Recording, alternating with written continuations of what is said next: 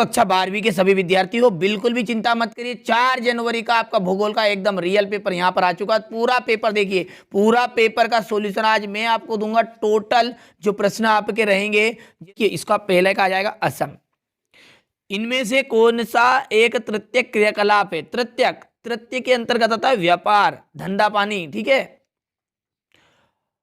मानव भूगोल के जन्मदाता किसे कहा जाता है? तो भैया रेट जेल को मानव भूगोल का जन्मदाता कहा जाता है। सन 2011 की जनगणना हुई और उस जनगणना के अनुसार निम्नलिखित में से कौन सी जनसंख्या है भारत की? ठीक है, तो 121 करोड़ जनसंख्या हो चुकी थी 2011 में, अब तो ना जाने कितनी हो गई होगी। ठीक है, निम्न में से कौन सी एकल कृषि नहीं है? तो मिश्रित कृषि एकदम राइट रहने वाला है।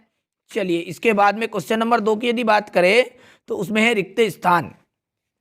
इंदिरा गांधी नदी का निर्माण, ठीक है, इंदिरा गांधी ने नदी का निर्माण कितने चरणों में पूरा कराया? तो 2 चरणों में पूरा कराया था। कितने चरणों में?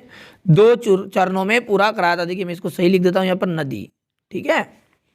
विश्व पर्यावरण और विकास आयोग का गठन रिक्त स्थान ने किया, संयुक्त राष्ट्र संघ ने किया। तो किसने किया? देखिए ध्यान से समझिएगा, संयुक्त राष्ट्र संघ।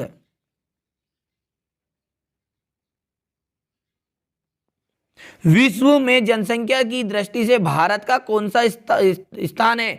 तो द्वितीय स्थान है। द्वितीय का मतलब होता है दूसरा, द्वितीय, ठीक है। भारत की राजधानी है, देखिए भारत की तो राजधानी होगी दिल्ली, लेकिन भारत की व्यापारिक राजधानी इसने पूछा है, तो व्यापारिक राजधानी भैया दिल्ली नहीं है, वो है मुंबई, क्योंकि वहीं से आपका व्यापार ज्यादा चलता है। मानव को पृथ्वी की उपज किसने बताया? तो कु सेपल ने बताया था, ठीक है।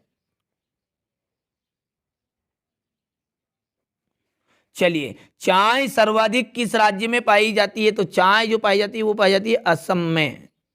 किसमें? असम में, ठीक है। सही जोड़ी का मिलान अब हम करेंगे। 5 सही जोड़ी है। कृषि, देखिए कृषि का आपका बिल्कुल आ जाएगा प्राथमिक क्रिया है, एकदम सही बात है, क्योंकि हमारी खेती बाड़ी आती है प्राथमिक क्रिया के अंतर्गत। सिख धर्म, ठीक है, यहां पर है सिख धर्म। सिख धर्म जो है पंजाब और हरियाणा में ज्यादा पाया जाता है, तो ये हो गया पंजाब हरियाणा। सूखा संभावी क्षेत्र, देखिए सूखा से जो संभावी क्षेत्र होता है वो है पश्चिमी मध्य प्रदेश, ठीक है। तीसरा, सोयाबीन उत्पादक राज्य, सोयाबीन का उत्पादन करने वाला राज्य कौन सा है? तो वो है मध्य प्रदेश।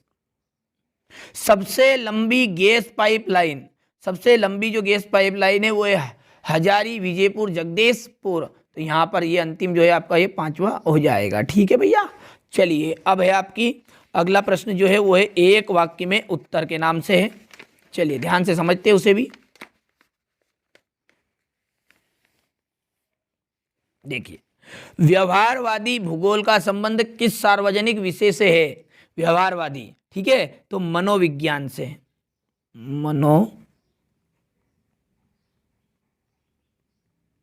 विज्ञान। किसी देश का जो वास्तविक धन होता है वो क्या होता है? देखिए उस देश के जो निवासी होते हैं, उस देश के निवासी, यही पेपर में आपका आने वाला है। आप बिल्कुल निश्चिंत रहिए, शंका किसी भी प्रकार की मत करिएगा। देखिए भरोसा रखना पड़ेगा।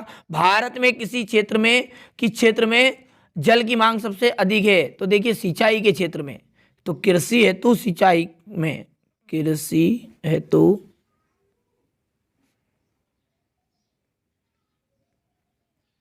सिंचाई में।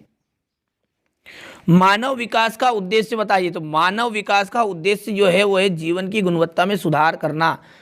यहां पर लिख देता हूं मैं, जीवन की गुणवत्ता में सुधार करना या फिर सुधार करना, ठीक है। भोपाल मध्य प्रदेश का किस प्रकार का नगर है? तो वो है प्रशासनिक नगर, ठीक है। तो यहां पर लिख देते हैं इसको भी आंसर, प्रशासनिक नगर। सतत पोषणी विकास के उद्देश्य क्या है? तो तो देखिए प्राकृतिक संसाधनों का संरक्षण, ठीक है,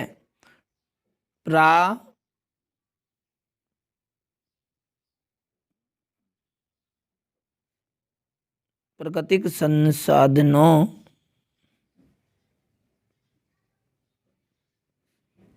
का संरक्षण, ठीक है। चलिए इसके बाद है सत्य सत्य, स्त्रियों का प्रवास अधिक नहीं होता है। तो देखिए भैया सबसे ज्यादा जो स्त्रियों का प्रवास है, प्रवास का मतलब ही क्या है, एक स्थान से दूसरे स्थान पर जाना, तो हर एक लड़की जाती है अपने गांव को छोड़कर ससुराल में, तो उनका प्रवास होता ही है। 10 से 19 वर्ष की आयु को किशोर वर्ग कहा जाता है, बिल्कुल एकदम राइट बात है, सत्य आप करके आ जाइएगा। तीसरे की यदि बात करें तो तीसरा आपका असत्य रहने वाला है। चौथे की बात करें तो चौथा आपका सत्य रहेगा। पांचवा आपका असत्य है। छठा जो है वो भी एकदम सत्य रहने वाला है, ठीक है। चलिए आगे बढ़ते हैं।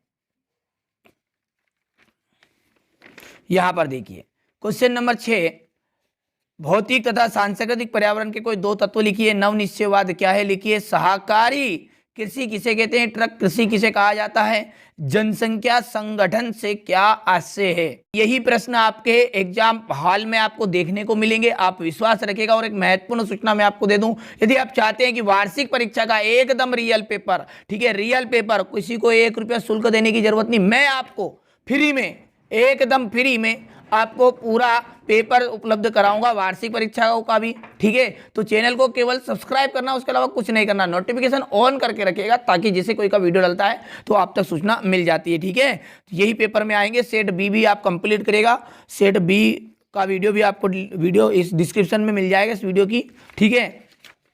चलिए इसके बाद में यदि हम बात करें अगले प्रश्न की, तो आधारभूत उद्योग किसे कहते हैं। स्थानांतरणशील कृषि को कर्तन दहन कृषि के नाम से क्यों जाना जाता है। खनन से क्या आशय, खनन की विधियां बतानी है। कुटीर एवं लघु उद्योगों में अंतर है। विश्व में जनसंख्या वितरण की कोई दो विशेषताएं। विकास वृद्धि से क्या आशय है। कायिक तथा कृषि घनत्व को समझाइए।